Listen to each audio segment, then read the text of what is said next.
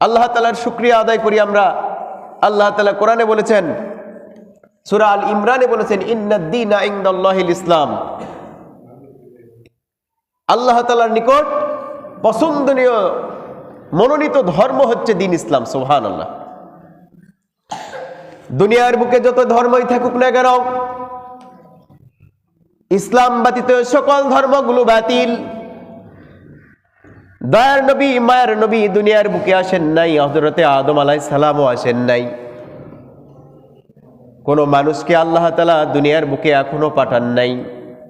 ওই রূহের জগতে সমস্ত নবীদের রূহগুলোকে নিয়ে আল্লাহ তাআলা সমস্ত নবীদের রূহগুলোকে নিয়ে সমস্ত মানে রূহদেরকে নিয়ে হযরত আদম আলাইহিস সালাম থেকে শুরু করে ঈসা আলাইহিস সালাম পর্যন্ত সমস্ত নবীদের রূহগুলোকে নিয়ে আল্লাহ তাআলা ওয়াজ করলেন, তোমরা জেনে রাখো আমার একটা বন্ধু আছেন, শেষ নবী মুহাম্মদ সাল্লাল্লাহু আলাইহি ওয়াসাল্লাম।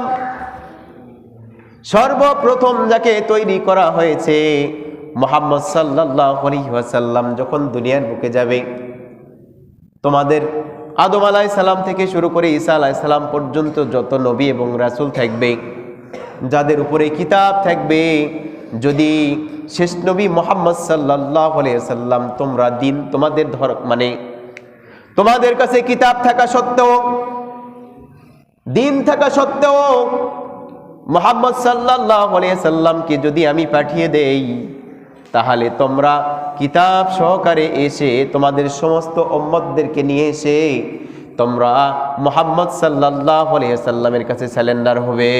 সুবহানাল্লাহ। ইন্নাদ-দীনা ইনদাল্লাহিল ইসলাম। মুহাম্মদ সাল্লাল্লাহু আলাইহি ওয়াসাল্লামের এই ধর্মের এত পাওয়ার, যত ধর্মই থাকুক না কেন সব ধর্মগুলো বাতিল। নবীদেরও ধর্ম বাতিল হয়ে গিয়েছে,